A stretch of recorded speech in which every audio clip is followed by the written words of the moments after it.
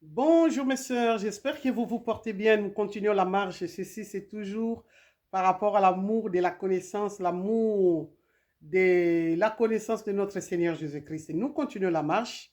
Les temps sont durs, les temps sont mauvais. Voilà. Nous avons fait la vidéo aujourd'hui parlant des femmes, des prédicateurs. Nous avons expliqué que la femme reflète l'enseignement de son mari.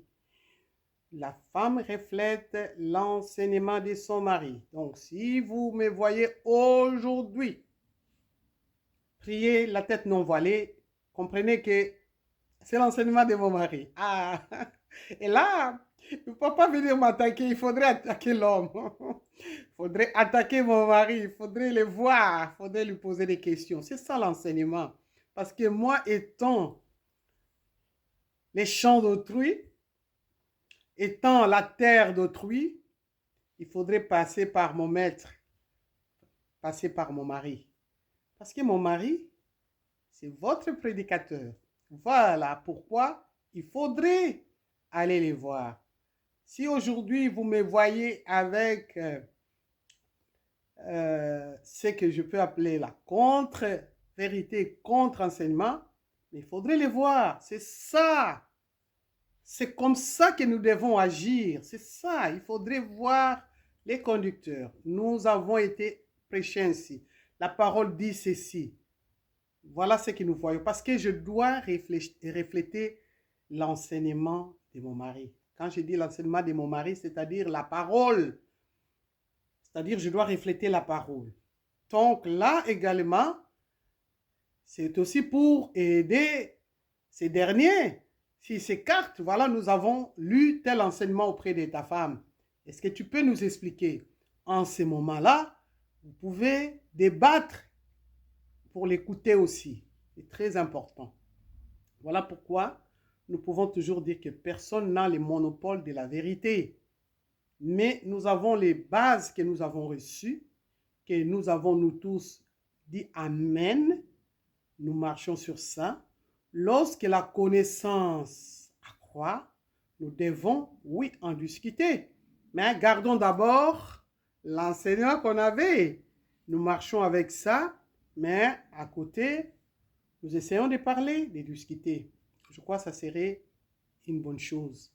C'est pourquoi j'ai parlé des femmes, des serviteurs, parce qu'aujourd'hui, il y a trop d'abus parmi nous, les femmes des serviteurs. Nous n'aidons pas les fidèles, nous n'aidons pas nos maris. C'est pourquoi nous devons quand même en parler. Nous devons en parler. Donc, ça me concerne moi aussi, votre sœur qui vous parle. Ça me concerne aussi. Nous devons accompagner nos maris, les serviteurs de Dieu dans la tâche difficile qu'ils ont reçue de la part du Seigneur. Aujourd'hui, les fidèles sont en train de s'essuyer à cause de nous. Ils parlent, c'est vrai, nous allons dire que voilà pourquoi ils doivent nous suivre. Non, nous sommes des modèles parce que la personne qui conduit le peuple, cette personne doit être un modèle, savoir conduire sa maison, son foyer, sa femme, ses enfants. C'est très important, mes sœurs. Nous devons comprendre cela. Nous devons comprendre que nous devons des fois faire des compromis. Mais nous avons, moi je crois que nous avons été enseignés. Nous avons été enseignés. C'est pourquoi nous devons vivre la parole pour accompagner nos maris. C'est très important. Nos enfants également, nous devons les enseigner.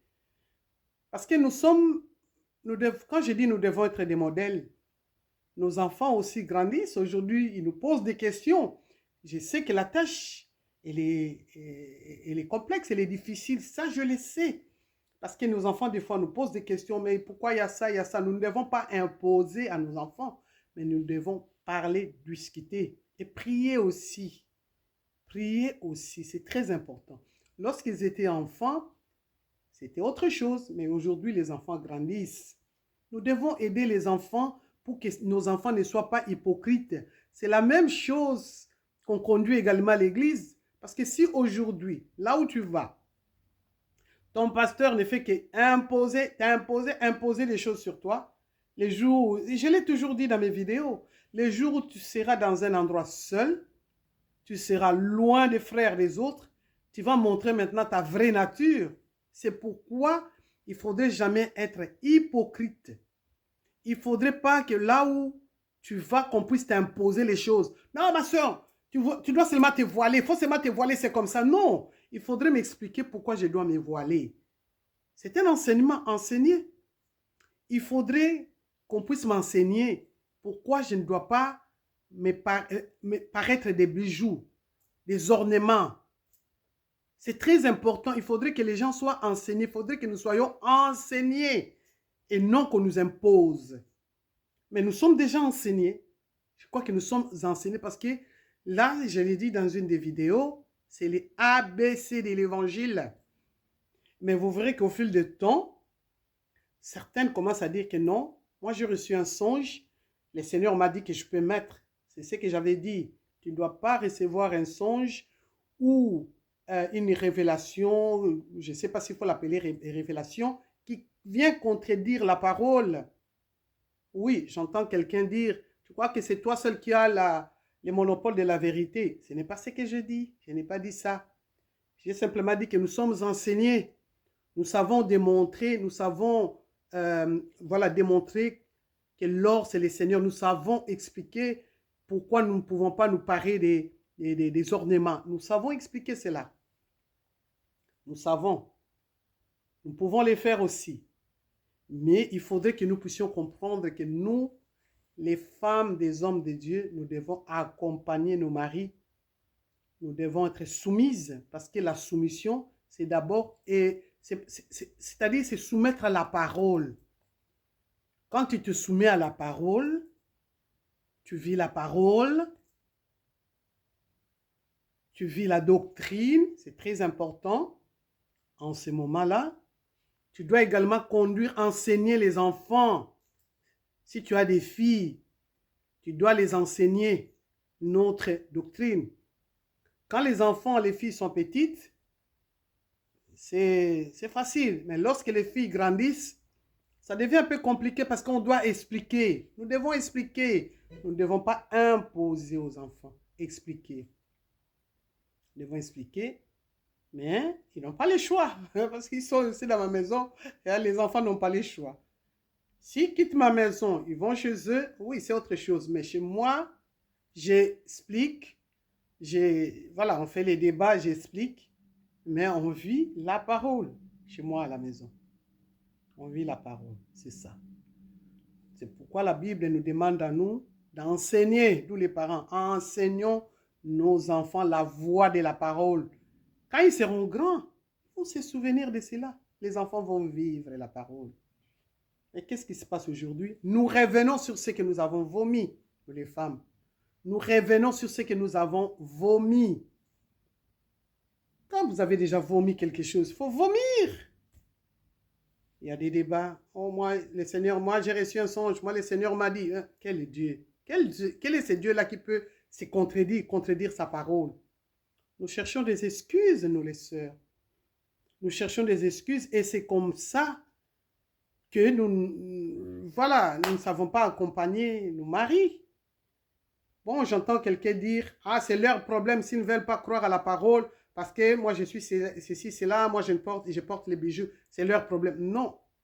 Nous sommes des femmes que le Seigneur a mis à côté de ces hommes de Dieu pour les accompagner. Nous sommes des aides. Nous devons les aider. La soumission à la parole. Parce que si tu as été choisi, c'est parce qu'on a vu que tu étais une bonne terre.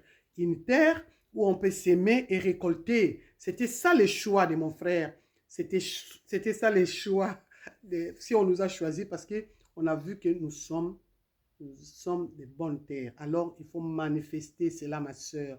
Accompagne ton mari dans son ministère. Accompagne-le. Il faudrait l'aider. Il a besoin de toi, ma soeur. Accompagne ton mari. Il ne faut pas t'entêter. Ce n'est pas la guerre. Tu ne dois pas faire la guerre avec les fidèles, avec ceux qui disent les contraires, ceux qui ne pensent pas comme toi. Ce n'est pas la guerre. C'est pas la guerre. Ils sont en train de nous aider. On nous aide. Parce que si on ne t'aidait pas, on n'allait pas parler de toi. Parce que si on parle d'un point, tu connais que c'est là ta faiblesse, c'est pour que tu puisses, voilà, abandonner cela et continuer la marche. Voilà, mes sœurs, ce que j'avais voulu rajouter par rapport à ce que nous avons dit aujourd'hui, par rapport aux femmes des prédicateurs, les femmes des ministres. Nous devons également parler, oui, aujourd'hui nous parlons de celles qui portent encore les bijoux, des perruques, qui mettent des plantes. Et vous verrez même les jours du mariage, nous devons aider nos filles, nous devons les aider. Moi, je me dis que le Seigneur me garde. Je ne serai pas fière les jours du mariage de mes enfants, qu'on voit que la doctrine est bafouée. Je ne serai pas contente. Ça prouverait que je n'ai pas bien fait mon travail. Et j'ai prié le Seigneur pour que cela n'arrive pas. Parce que oui, ce sont des enfants qui ont grandi aussi. Nous devons leur parler. On ne doit pas les imposer aussi les jours de leur mariage. J'ai prié le Seigneur. C'est une prière. Et comme c'est une bonne prière, je sais que le Seigneur m'aidera. Je sais. Et je prie que ça soit ainsi. Voilà pourquoi nous devons accompagner également nos enfants être obéissants. Prions également pour que les enfants soient obéissants. Parce que c'est aussi un sujet de prière. Nous sommes dans un monde où il y a l'influence des amis, l'influence des réseaux sociaux, l'influence de la communauté. L'influence est partout. Mais nous devons prier pour nos enfants. Je vois certaines sœurs être fières lorsque voilà, leur fils se présente avec des tenues indécentes. Voilà, elles sont contentes.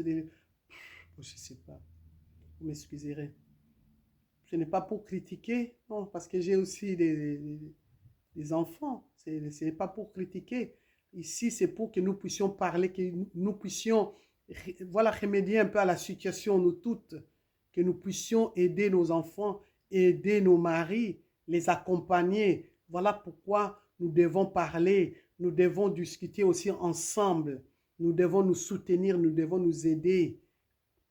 Retenons que nous sommes là pour aider nos maris. C'est pourquoi nous devons aimer la connaissance, aimer la parole, refléter la parole, parce que l'enseignement, si aujourd'hui vous voyez une femme avec des ports, des bijoux, des mèches, il faudra aller poser la question à son mari et débattre. S'il a changé l'enseignement, vous comprendrez. Si c'est la faiblesse, il est la femme, qu'il vous le dise. Alors qu'est-ce qu'il faudrait faire? Il faudrait aider l'homme. Il faudrait aider votre pasteur. Il faudrait aider les enfants. Vous pouvez aussi aider les papas, car les papas ne savent pas maîtriser la maman. Bon, ce sont des choses, on peut rire, mais ça fait mal. Donc voilà pourquoi nous devons vraiment veiller les unes les autres, mes sœurs. Nous devons nous aider, nous exhorter pour que nous puissions accompagner nos maris dans cette tâche. Elle n'est pas facile, cette tâche. Et si nous également, nous nous mettons encore à leur donner des fardeaux, mais c'est terrible. Voilà pourquoi nous devons, voilà, nous aider. Nous devons vraiment parler. Et moi, je suis disponible. Hein. Moi, je suis vraiment ouverte pour tout débat, pour tout partage. Je suis vraiment ouverte et c'est ce que j'aime d'ailleurs. S'il faudrait créer un club à nous pour que nous puissions nous aider avec nos filles, voilà, nous pouvons également le faire. Voilà, nous attendons vos suggestions, vos idées, c'est toujours le bienvenu, nous les attendons. Nous ne devons pas être fiers lorsque nous voyons nos enfants ne pas accomplir la parole. Le jour du mariage, aidons nos enfants, accompagnons nos maris, nous les femmes des serviteurs de Dieu, nous devons les accompagner correctement et non faire qu'ils soient des objets de critique à cause de nous, à cause de nos tenues, à cause de notre façon de nous habiller. Voilà pourquoi, si vous voyez une telle chose, il faudrait contacter l'homme, le pasteur qui prêche pour lui poser la question. Pas la femme, parce que la femme, c'est sa terre. Vous devez respecter quand même la terre de quelqu'un. Que le Seigneur vous bénisse, que le Seigneur vous garde. Au revoir, mes sœurs.